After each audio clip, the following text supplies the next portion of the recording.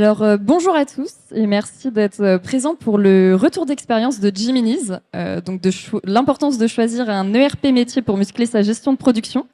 Donc tout d'abord, je me présente, je m'appelle Mallory Chevrier, je suis chargée d'affaires chez Vif depuis un petit peu plus d'1 an et demi maintenant et j'accompagne principalement les TPE dans leur croissance avec l'ERP adéquat. Et donc je remercie principalement aujourd'hui Bastien Rabastens de Geminis qui est présent avec nous. Donc, si vous voulez vous présenter, Bastien. Avec plaisir. Donc, je m'appelle Bastien. J'ai fondé Geminis il y a maintenant 12 ans avec mon associé Clément, avec un pari assez simple. C'était comment mettre de l'insecte au repas des Français, comment intégrer une portion de protéines à base d'insectes. Pari un peu fou, mais qui s'est développé sur les 12 dernières années avec pas mal de soucis, bien sûr, parce que l'insecte, c'est pas forcément quelque chose qu'on assimile comme un aliment. Et puis on a grandi, on s'est professionnalisé et je pense qu'on a quelques images à vous montrer de comment ça se passe chez nous et puis je vous en dirai un peu plus après.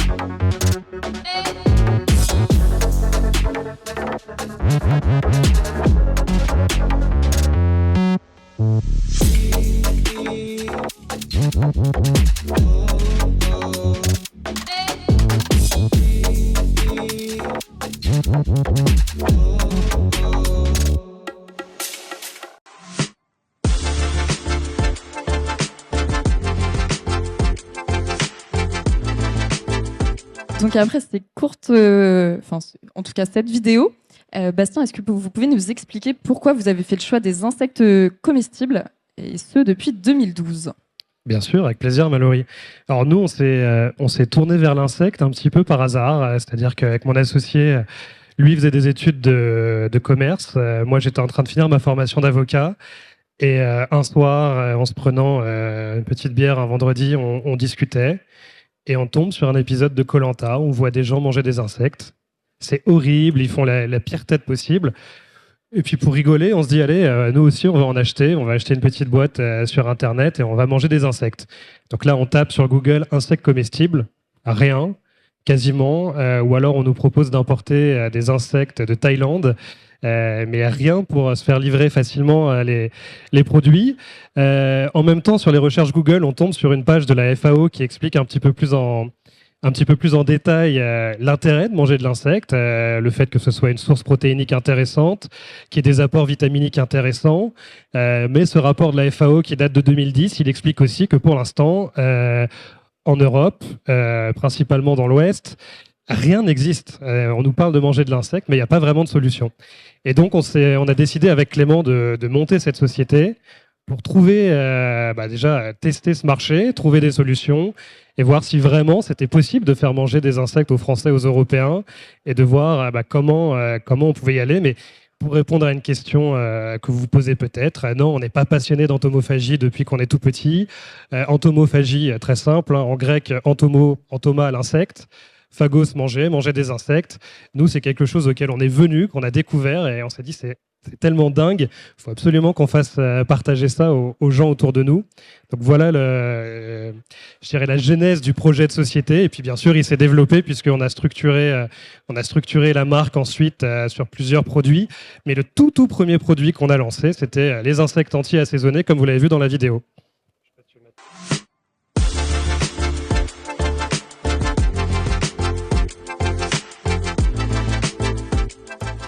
Et justement, quels produits Jiminy's propose auprès de qui où est-ce qu'on peut acheter des produits de Jiminy's? Et puis expliquez-nous, Bastien, un petit peu qui est chez Jiminy's, comment vous produisez, où, comment est structurée l'entreprise? Avec plaisir, avec plaisir. Donc nous, on a fait déjà un choix d'insectes qu'on pourrait trouver, je vais dire, dans nos campagnes en France. On travaille principalement 4 espèces qui sont le grillon, le criquet, le ver de farine et un autre ver de farine qui s'appelle le buffalo.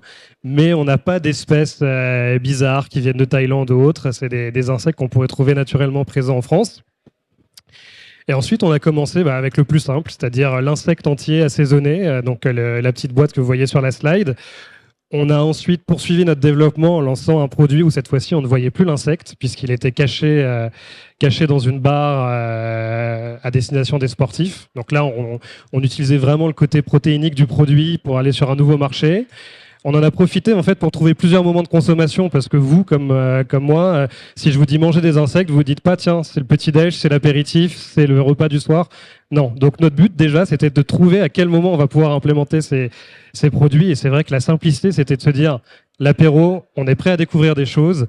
En général, on a un petit verre qui aide bien. Et donc les insectes entiers assaisonnés, c'était vraiment facile. Et puis ensuite, on s'est développé dans cette logique-là en allant sur des produits de plus en plus compliqués, puisqu'on a sorti des granolas, on a sorti des pâtes, on a sorti des crackers. Et depuis quelques années, on travaille sur un produit un peu innovant qui est une galette qu'on pourrait qualifier de et végétale et animale, qui est un peu la rencontre des deux mondes, puisqu'elle est faite à partir de protéines texturées d'insectes et de farine de légumineuses, qui a pour but justement de continuer à développer la possibilité de manger de l'insecte et de le faire dans une logique intéressante pour tous, puisque c'est un autre moment de consommation et qui permet aussi d'approcher ça, parce que c'est vrai qu'il y a la dualité des gens qui se disent c'est super, j'ai envie d'essayer, mais oulala, j'ai pas envie de voir un insecte.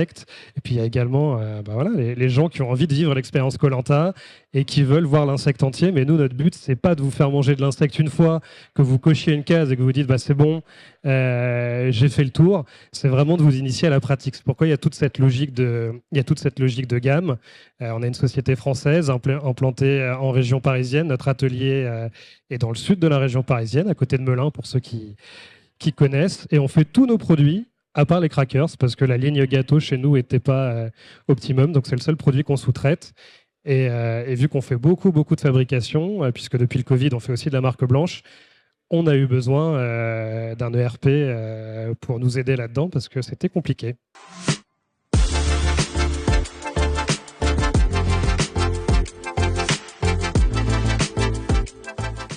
Et justement, au début de votre activité, Bastien, comment vous faisiez pour gérer votre activité? Comment s'est déroulée votre croissance? Dans quel contexte? Et puis ensuite, dans un second temps, savoir à quel moment s'est posée la question d'un ERP, comme vous venez de l'évoquer.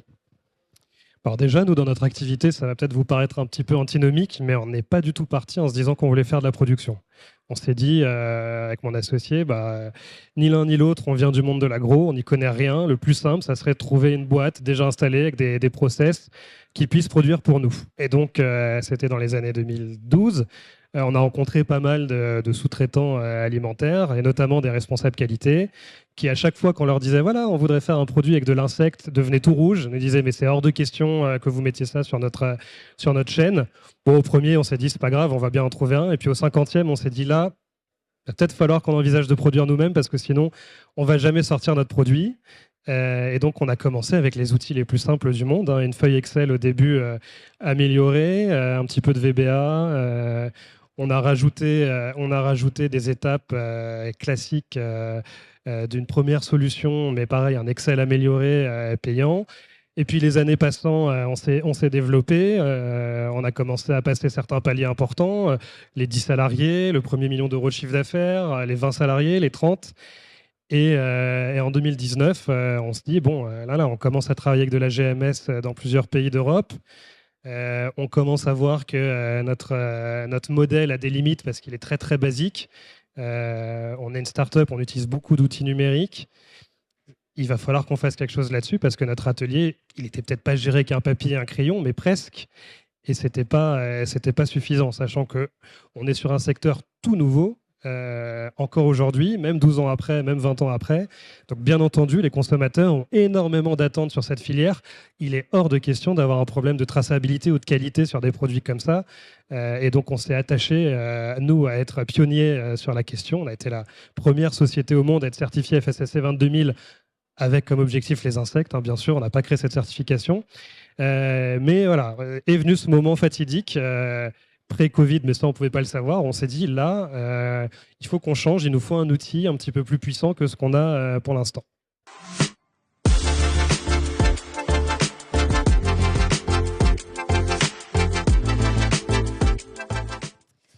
Et justement, donc vous l'avez évoqué, Bastien, le fait de passer de la feuille Excel à un ERP métier, en tout cas principalement sur la gestion de production, mais on aura l'occasion d'y revenir.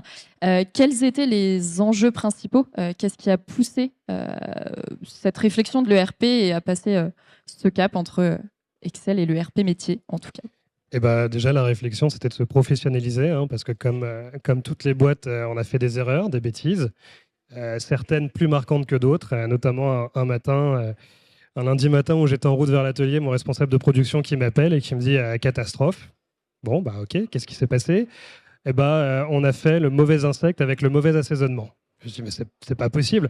Ah bah si, là on est en train de former 3 personnes et on leur a pas donné la bonne feuille et ils ont mis du poivre et tomate séchée avec du Molitor, qui était une recette qui n'existait pas chez nous.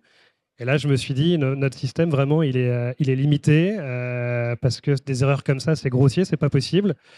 Donc première erreur, je dirais, structurante pour nous, puisque de là, il y en a eu d'autres, mais on s'est dit, voilà, des choses comme ça peut plus arriver, il faut vraiment qu'on regarde ce qu'on peut faire pour éviter ça.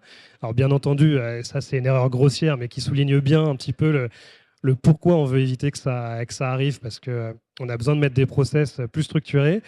Puis d'autres erreurs aussi, ou des pertes de temps. On mettait énormément de temps à préparer des commandes parce qu'on avait une équipe de commerciaux qui bossait sur un outil SaaS qui était très joli, magnifique, mais avec aucune intégration avec notre équipe atelier qui était sur un autre site.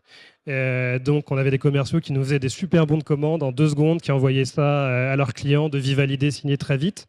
Et puis quand ça arrivait en production, il fallait re-rentrer tout le devis à la main dans une autre feuille Excel. Il y avait des erreurs de retranscription, on perdait du temps. Donc voilà, on s'est dit, là, il y a un momentum d'amélioration sur plusieurs niveaux et surtout de faire travailler tout le monde sur la même chose, sur le même environnement de travail, parce que ça peut sembler évident, mais pour une petite entreprise comme la nôtre, c'était un vrai problème à ce moment-là. Et il y avait une logique de simplifier les process et d'éviter d'avoir des informations cycliques à retaper dans les différents logiciels et de perdre du temps.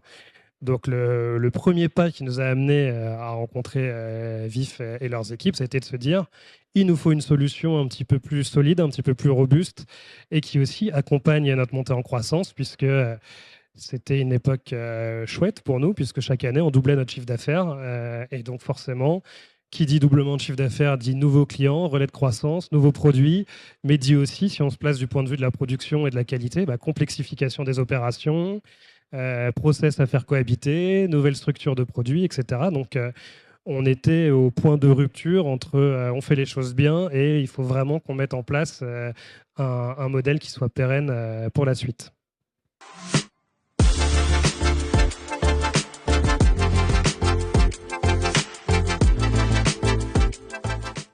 Et justement, pour répondre à ces besoins, vous avez travaillé avec les équipes Vif avant le déploiement de la solution.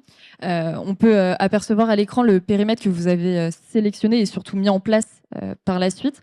Donc, on peut voir qu'il y a les modules de base qui sont donc les achats, les ventes, en tout cas la vente, la gestion commerciale, tout ce qui est traçabilité, qualité. On a évoqué l'importance de ces sujets et puis les stocks, forcément. Et vous l'avez exprimé également, c'est l'importance de la gestion de production, donc avec l'ajout de ce module et puis surtout le fait de descendre le RP dans l'atelier pour pouvoir faire en temps réel toutes vos déclarations, tant au niveau des réceptions que de vos fabrications, ainsi que la préparation de commandes pour répondre à cette croissance à 2 chiffres et puis répondre aux demandes de vos clients. Donc on le comprend à travers ce périmètre qui a été sélectionné et surtout mis en place. C'est que ce déploiement était très axé gestion de production, c'est le cœur central de votre projet. Vous nous l'avez expliqué, est-ce que vous pouvez donner plus d'exemples peut-être sur un avant et un après de cette mise en place de RP métier? Bien sûr, avec plaisir, Mallory. Nous, la logique, c'est ça. On est venu à l'ERP en se disant, on va changer le côté production de la société, puisque c'était finalement le parent pauvre de l'intégration des outils numériques auxquels on avait accès en tant que start-up. Et on s'est dit, voilà, il nous faut le logiciel qui gère la prod. Et en réalité, et comme le montrait bien le périmètre, on s'est rendu compte que si on avait un logiciel qui gérait la prod, il fallait bien entendu qu'il gère aussi les achats en amont. Sinon, il n'y avait aucune logique de travailler avec des matières premières qu'on n'aurait pas fait rentrer dans le même système. Il fallait aussi qu'il gère la préparation de commandes. Et même pour les commerciaux, il fallait aussi que ça gère le suivi commercial et que finalement le cercle soit vertueux, que tout le monde travaille sur le même outil pour vraiment gagner du temps, pour être capable d'anticiper. Et puis surtout, voilà, pour faire des lancements de production qui soient un petit peu plus logiques, un peu plus visibles.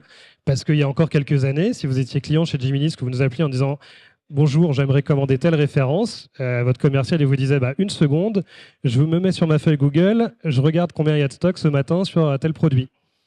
Bon, ça fait un peu amateur. Donc voilà, c'était aussi la logique de se dire on se donne les meilleurs outils pour tous.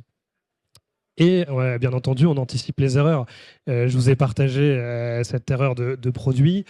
Aujourd'hui, avec Vif paramétré chez nous, c'est impossible de faire un produit qui n'existe pas. Et de par la structure de l'utilisation qu'on en a, puisqu'on fonctionne, comme vous l'avez vu dans la vidéo, avec des tablettes où les OF sont lancés avant. Donc on vient choisir pour l'opérateur la matière première. Si vous avez envie de mettre une espèce d'insecte au lieu d'une autre, c'est pas possible, le logiciel va vous stopper. Alors ça, c'est du bon sens et de la formation, mais c'est aussi sur la montée en croissance. Aujourd'hui, je crois qu'on a quasiment 1000 matières premières en stock. Ça peut paraître gigantesque pour une société d'une vingtaine de personnes, mais une erreur est vite arrivée. Et si vous ne faites pas la différence entre du lin doré et qu'on est lundi matin à 8h, vous êtes opérateur, vous n'êtes pas bien réveillé, c'est vachement bien d'avoir un garde-fou qui vous dit tata, le produit que tu viens de prendre, tu ne peux pas l'implémenter dans cette préparation-là, ce n'est pas le bon numéro de lot, ce n'est pas le bon truc. Donc ça, c'était vraiment pour nous l'axe évident, mais comme je vous le disais, voilà, on s'est rendu compte qu'il y avait plein d'axes qui devaient être améliorés, qui devaient nous permettre d'anticiper des erreurs. Et voilà, la production nous semblait le plus important, le fer de lance, mais ça n'a pas été le seul. Et c'est sûr que depuis qu'on a Vif, il y a beaucoup, beaucoup moins d'erreurs. Je ne vais pas dire pas du tout, parce que l'humain est toujours capable, même avec la meilleure solution logicielle, de trouver une faille pour faire une bêtise, mais on les a bien réduits. Et effectivement, même si l'axe principal est la gestion de production, qui utilise chez Jiminy's Vif et sur quel support, à quel moment du flux, peut-être pour bien comprendre le flux concret de votre activité finalement? Avec plaisir. Comme vous l'avez vu dans la vidéo, tout le monde utilise Vif. C'est-à-dire qu'en réception matière, si je vous fais le schéma d'un produit qui arrive chez nous, donc on reçoit une palette sur notre quai, l'opérateur qui s'occupe de la réception a un OF d'achat, enfin un ordre d'achat auquel il va comparer un petit peu toutes les matières premières qui sont attendues, qui va vérifier l'intégrité des stocks, puisque bien entendu, il y avait aussi pour nous une logique qualité, comme je vous l'ai évoqué. Et notamment, on a intégré Vif en même temps qu'on a intégré une certification FSSC 22000. Donc notre responsable qualité nous a fait rajouter, typiquement au moment de la réception des achats, des petits critères de est-ce que le camion est propre, est-ce que les cartons sont intègres, etc. Donc première étape. Ensuite, donc ça se fait plutôt sur une tablette. On a un responsable de production qui va venir planifier les OF de la journée, de la semaine, voire même du ou des mois, et qui va les lancer à différents moments. Donc là, on est plutôt sur une plateforme ordinateur, Mac chez nous, mais bon, c'est pas grave. On arrive quand même à se connecter au serveur de Vif et à travailler. Ensuite, on repasse côté production. On est aussi sur des tablettes et là, les OF sont éclatés et ça permet donc d'avancer sur le flux de la journée, de remplir les matières premières, de continuer comme ça. Sortie de production, qualité, on a nos comptages et nos opérations de vérification de produits. On vient vérifier qu'on a bien ce qu'on attendait. préparation de commandes, où là, on a quelqu'un avec une petite scannette qui vient scanner les cartons pour les prépas de commandes.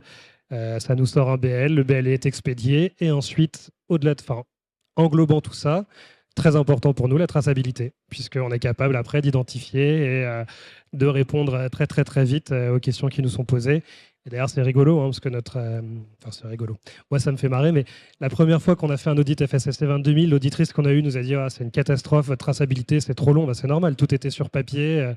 On sortait des classeurs, ça prenait du temps pour faire une traça. Là, maintenant, en moins de 5 minutes, on est capable de la faire dans les deux sens. Donc, je sais que la deuxième fois qu'elle est revenue, elle était époustouflée. Bon, elle connaissait pas Vif, elle venait d'Espagne, mais Vif lui a bien plu. Merci beaucoup pour ces illustrations.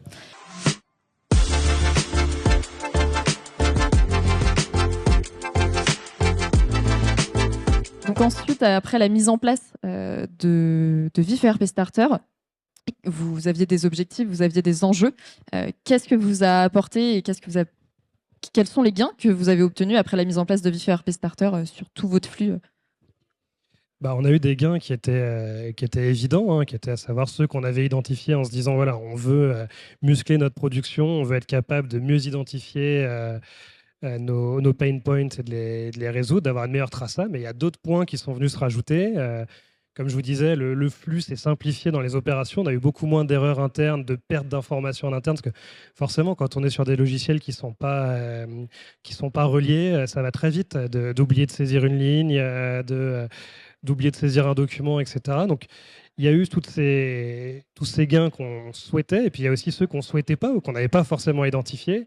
Notamment sur la préparation des commandes, où on pensait qu'on était performant, on s'est rendu compte que ça allait encore plus vite.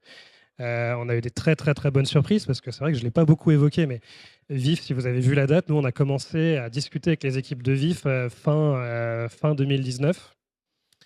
Et en fait, on s'est retrouvé en plein Covid avec Vif qui venait d'être lancé. Et alors là, on a été content parce que on avait une solution pour piloter la production à distance pour tout le monde. Parce que comme dans toutes les entreprises, on a tous eu les mêmes galères. On a des gens qui ne pouvaient pas se déplacer, on a d'autres qui avaient des enfants en bas âge qui étaient un petit peu embêtés. Et avoir une solution qui permet de lancer des OF, vérifier ce qui se passe en production, accompagner, ça a été super.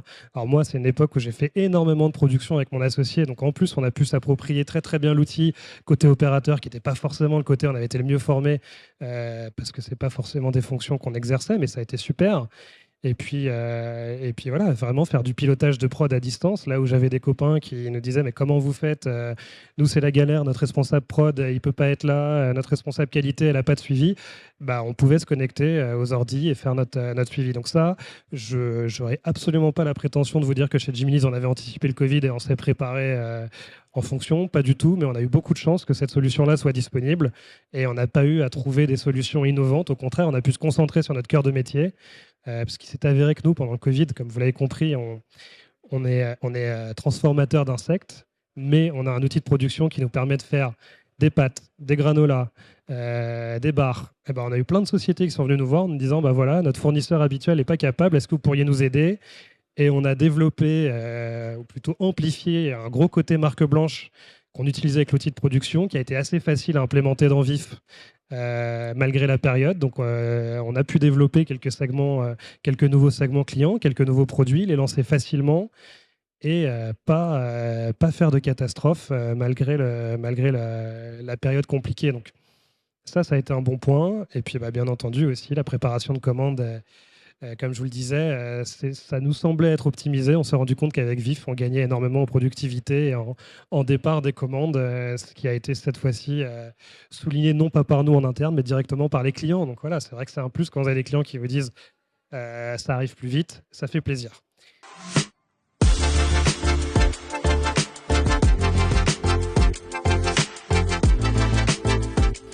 Effectivement, si c'était à refaire, Bastien, quel conseil vous donneriez, par exemple, à un dirigeant de TPE pour mener un projet ERP dans les meilleures conditions? Beaucoup de retours d'expérience là-dessus, et c'est un petit peu le but de ce pourquoi on est tous ici aujourd'hui, mais déjà de bien anticiper plusieurs points. C'est-à-dire que La préparation du projet prend du temps. C'est une solution qu'on va implémenter et c'est normal en tant que dirigeant d'en comparer plusieurs, de regarder ce qui se fait. Donc un petit peu l'état de l'art du marché côté ERP.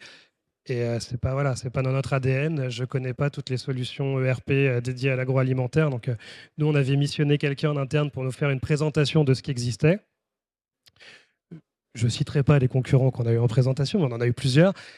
Vif nous a beaucoup plu. On a commencé à approfondir Vif avec les équipes et avec Didier Hamon, et notamment à designer un premier cahier des charges où, on en discutait tout à l'heure, on fait un petit peu notre liste au Père Noël. Voilà, j'aimerais bien qu'il y ait telle solution. Moi, j'avais visité une usine peu de temps avant qui était une usine qui fait des fruits, qui doit faire 400-500 salariés. Donc, disproportionné par rapport à nous. J'avais vu qu'ils avaient des modules de chez Vif qui leur permettaient de faire le tracking des temps machines. J'avais trouvé ça génial, mais on n'a absolument pas la taille d'entreprise nécessaire pour faire ça et pour avoir ça. Et en plus de ça, bien sûr, c'est pas disponible dans le starter. Donc, c'est aussi de se rationaliser sur le périmètre de ce qu'on peut vraiment faire. Mais même une fois qu'on a fait cette étape de liste et qu'on a listé un petit peu tout ce qui allait être bien, de surtout pas oublier l'énorme charge de travail supplémentaire parce que pour tout le monde, hein, pas que pour moi et mon associé, pas que pour les responsables commerciaux, pas que pour la responsable qualité, pas que pour le responsable de production, mais même pour les opérateurs, il va falloir former tout le monde et il va falloir anticiper aussi que ce temps-là, il va venir se rajouter sur les opérations. Donc, soit vous prévoyez un moment plus calme dans votre temporalité de l'année où c'est le bon moment pour le faire, mais voilà, il faut en avoir conscience. C'est pas un truc où on appuie sur un bouton et pouf, c'est installé partout et tout le monde sait s'en servir. Et du coup, dans cette charge de travail, il y a le temps de formation.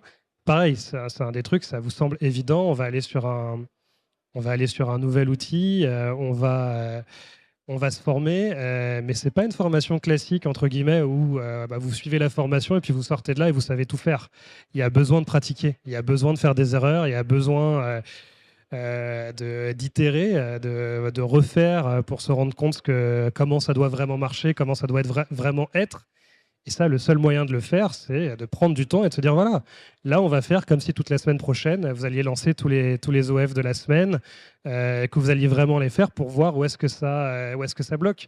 Et toujours, il y a des choses qu'on n'anticipe pas, des petits problèmes de nomenclature, par exemple, dans notre cas, où on avait énormément de références produits, on a mis en place des codes pays, on s'est dit non, c'est peut-être pas finalement, après 6 mois, on s'est dit c'est peut-être pas la bonne structure, mais on avait lancé comme ça. Donc voilà, mon retour principal, si vous deviez n'en retenir qu'un, c'est que ça prend du temps, qu'il faut l'anticiper, et que même si on se dit que ça va nous faire gagner beaucoup, beaucoup de temps, il faut aussi prendre en considération le temps nécessaire à le déployer correctement. Parce que c'est un projet important, et puis surtout, et là, je mets un petit peu plus ma casquette de DRH, mais il y a aussi l'acceptation par les équipes. Je vous ai parlé, moi, mes équipes, mes commerciaux, ils avaient un logiciel qu'ils adoraient, qui était très simple. Au début, ils n'ont pas du tout aimé l'UX de Vif, qui était un petit peu plus daté que ceux à quoi ils avaient l'habitude.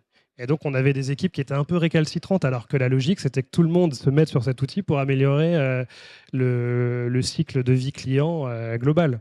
Donc, il y a finalement aussi toujours un petit peu de réticence qu'il faut faire accepter. Moi, je regrette pas d'avoir pris du temps avec mes équipes commerciales pour qu'ils comprennent, notamment de les avoir emmenés à l'atelier pour leur dire voilà ce qui se passe quand vous rentrez une commande, voilà le temps que ça prend derrière. Alors oui, c'est peut-être pas comme ça que vous avez envie de faire les choses, mais c'est comme ça que ça va être plus simple. Et ils comprenaient ça très bien. Et donc, c'est aussi prendre en compte le fait que tout le monde n'a pas envie de passer sur un ERP parce qu'on a ses habitudes, on a sa façon de travailler.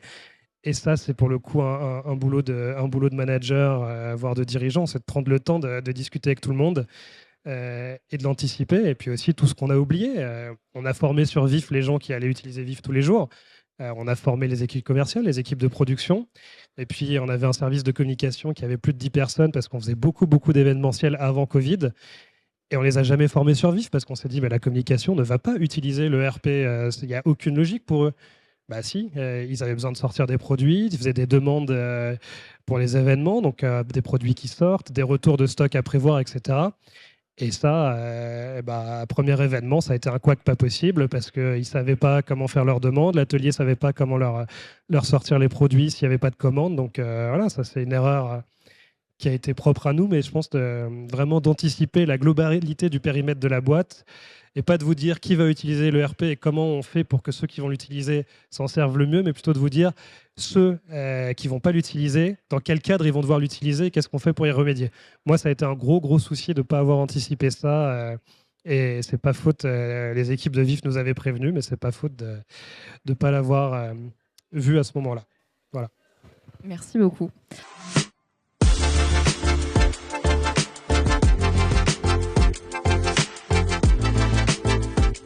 Et pour en revenir au sujet principal, si ça fonctionne, bon, c'est pas grave, ce sera de vive voix. Pour en revenir au sujet principal d'Agora Vif, Bastien, sur l'intelligence artificielle, alors effectivement dans le quotidien de Geminis, dans l'activité de Geminis, où est-ce que vous en êtes? Est-ce que vous faites des choses avec l'intelligence artificielle et quoi? Oui, on fait énormément de choses avec l'intelligence artificielle. Moi, j'ai un côté très geek. Donc, on essaye toujours d'améliorer le quotidien des équipes et le nôtre. Et typiquement, on a développé... moi, je ne sais pas coder, mais j'ai appris ces dernières années. Et avec l'aide de ChatGPT, on a développé un petit module qui permet, quand nos équipes font du marquage, parce que ça, pour nous, ce n'est pas intégré, donc je vais rentrer dans la pratique, mais quand on fait du marquage de produits, par exemple du marquage de barres directement sur le produit, entre l'interface VIF et l'interface de la machine, il y a une interface humaine, forcément, un opérateur qui vient rentrer le code article, le code produit, le numéro de lot. Et plusieurs fois, on a eu des erreurs toutes bêtes, où on se rend compte au moment de l'expédition, quand on vérifie notre BL, qu'il y a eu un 0 en trop qui a été rentré, il y a eu un 1 qui ne devait pas être là, qui est là, ou c'est pas le bon produit dans VIF qui a été utilisé pour une des nomenclatures et on s'y retrouve plus. Donc, pour éviter ça, on a développé un module tout bête où les opérateurs prennent une photo en production, nous l'envoient par WhatsApp et on a un petit module qui vient analyser en fait le code article, le numéro de lot, avec les datas qu'on sort de VIF, vient faire une comparaison bête et méchante optique avec une reconnaissance OCR via l'API de Google et qui nous permet en fait de nous dire voilà, il y a une erreur de marquage ou pas et de détecter très tôt. Alors j'imagine forcément que ça existe chez VIF sur des solutions plus grosses, mais en tout cas pour nous, en starter, c'est un point pratique. On a d'autres utilisations avec l'IA, notamment tout notre service client aujourd'hui sur la première brique de notre site internet. On ne s'en rend pas forcément compte, mais si vous venez discuter, on a un chatbot qui est une vraie IA qui va répondre à vos questions jusqu'à un certain point, et puis si elle n'est pas capable de répondre, va vous aiguiller vers le service client. Mais ça nous permet de traiter, on va dire, toute la première partie de demandes de données qu'on a très souvent, qui sont très récurrentes et qui n'apportent aucune valeur ajoutée au service client, comme quel est votre minimum de commande, est-ce que vous pouvez m'en dire plus sur tel insecte, c'est quoi le grammage des produits. Et tout ça fait gagner du temps, permet aux équipes de se concentrer sur des sujets un petit peu plus importants en SAV et en relation client. Et ça aussi, on le fait avec l'IA. Donc voilà, nous, on est intéressé par l'IA. On a les moyens d'une petite entreprise, donc on est intéressé avec ce qu'on peut en faire. Et nous, aujourd'hui, nos moyens, très concrètement, c'est s'abonner à ChatGPT+, ou quelque chose du style, pour commencer à interagir avec les équipes. Après, on en attend plus. Mais personnellement, je ne pense pas que ça vienne changer totalement la manière dont on travaille. L'améliorer, oui. De là à remplacer des pans entiers des collaborateurs, j'y crois pas trop. Mais bon, ça n'est qu'un avis personnel. Eh bien, merci beaucoup, Bastien, en tout cas pour ce retour d'expérience. Merci, Mallory.